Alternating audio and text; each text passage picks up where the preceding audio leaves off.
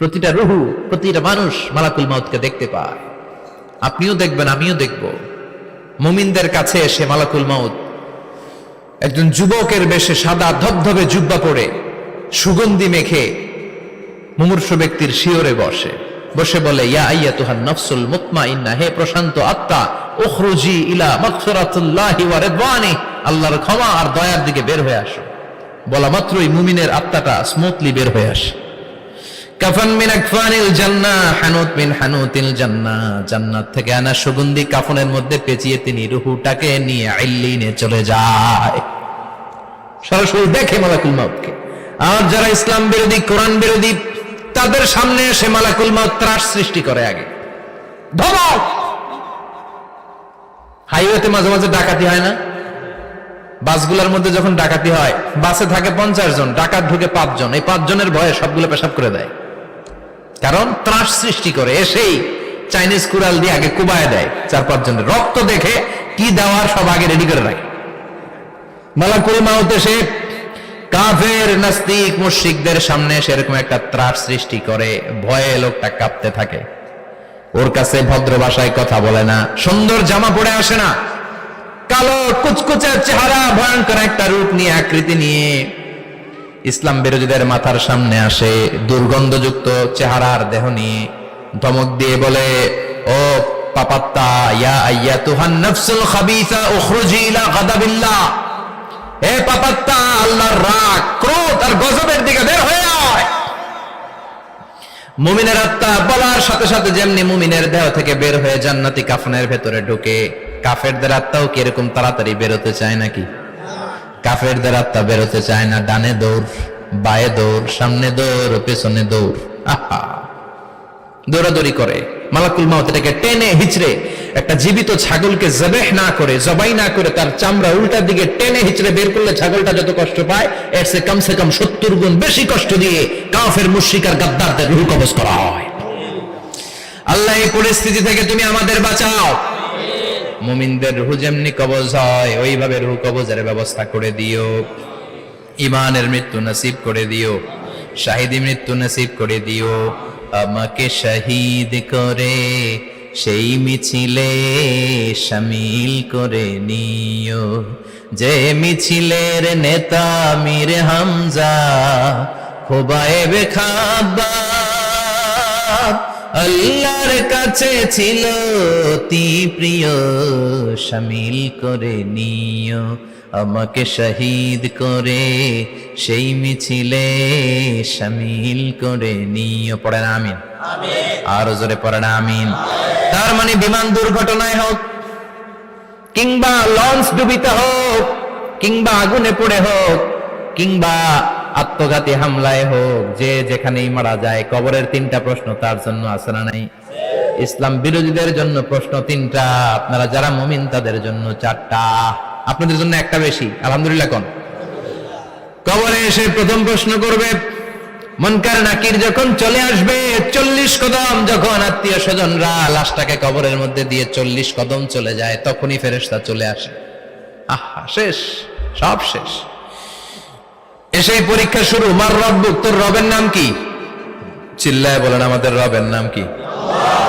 আমরা বলবো রব্বি আল্লাহ, আল্লাহ আমারে রব। দমে দমে তনু মনে তারি অনুভব। পড়েন, আল্লাহ আমারে রব। তোমার দুনিয়াতে আমি যেদিকে তাকাই, অথই নিয়ামতে ডুবে আছি সবাই। পাখপাখালির গানে শুনি তসবিহ কলরব, তসবিহ কলরব, আল্লাহ আমারে রব। প্রথম প্রশ্ন, তোমার রব কে? আমরা বলবো আমাদের রব আল্লাহ। দ্বিতীয় প্রশ্ন, ওমা দীনুক, তোমার ধর্মের নাম কি? আমরা কি বলবো? তৃতীয় প্রশ্ন, বিশ্বনবীর চেহারা দেখিয়ে বলা হবে, আতারিফু হাদার রাজুল, এই লোকটারে চিনো নাকি? আমরা বলবো চিনি, আমাদের প্রাণের নবী, ঠিক কি না?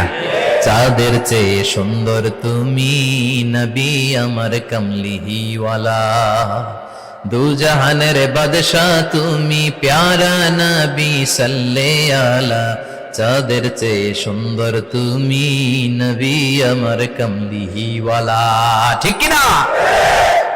তিনটা প্রশ্নের যথাযথ উত্তর যখন দিয়ে দিলেন, আপনার জন্য অতিরিক্ত আরেকটা প্রশ্ন করা হবে, ওয়ামা ইলমুক, তোমার নলেজ কি?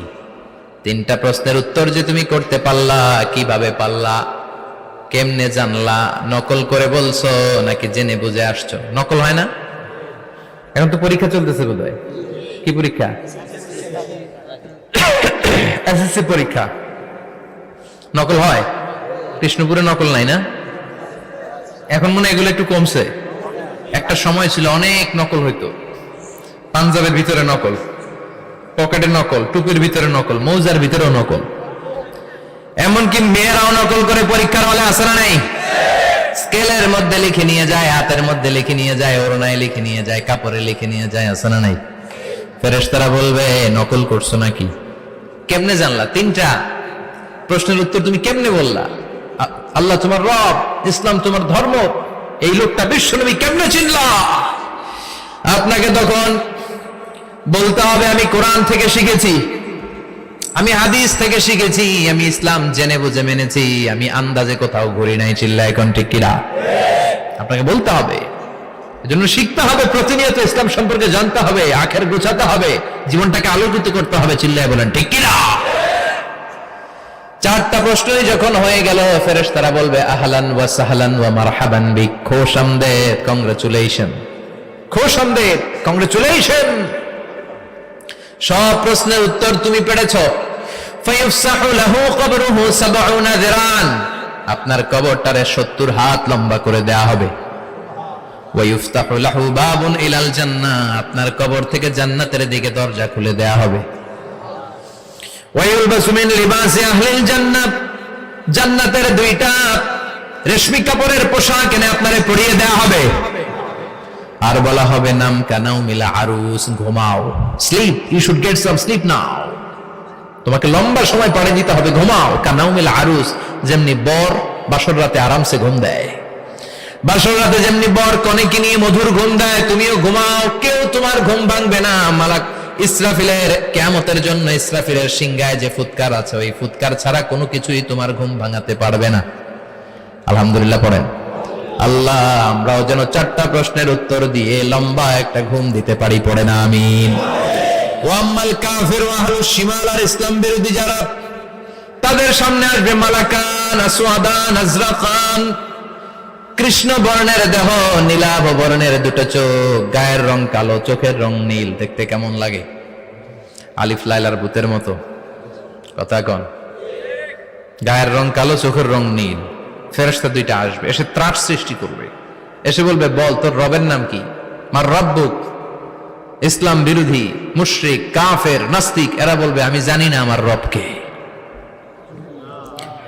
আমি জানি না, আমি তো আজীবন শুধু চেয়ার করেছি, মদ খেয়েছি, আমি ধর্ষণে সেঞ্চুরি করেছি দুনিয়ার বুকে, আমি টেন্ডারবাজি করেছি, চাঁদাবাজি করেছি, আমি মাস্তানি করেছি, আমার দাপটে এলাকার ইসলাম প্রিয়রা বাসায় ঘুমাতে পারে না।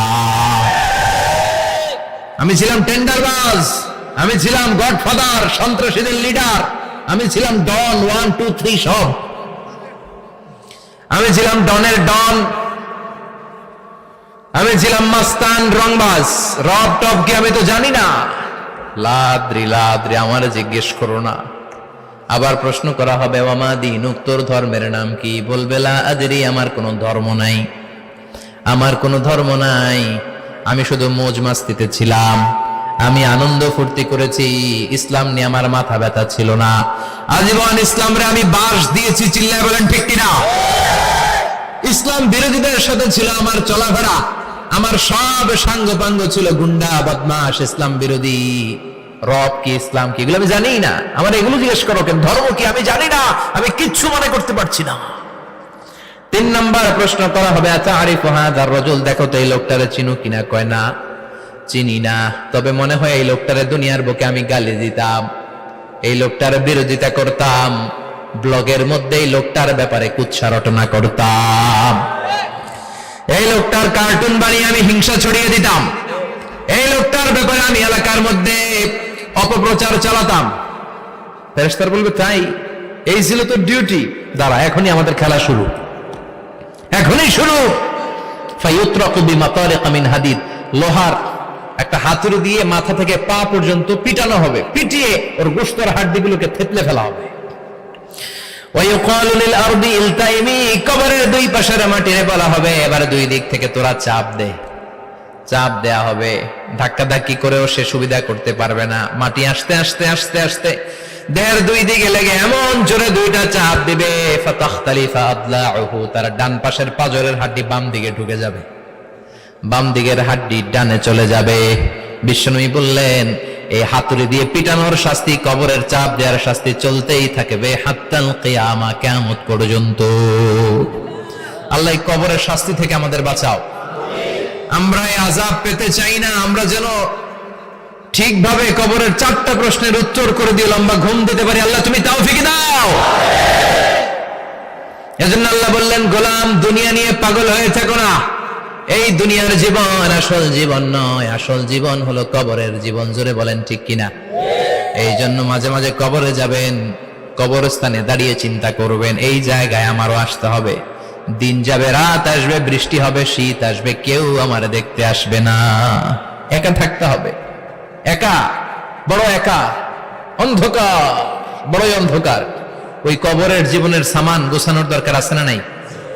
ওই কবরে সুখে শান্তিতে থাকতে চাইলে নামাজ পড়ার দরকার আছে না নাই? কোরআন পড়ার দরকার আছে না নাই? ছেলে মেয়েগুলোরে মানুষের মতো মানুষ করার দরকার আছে না নাই?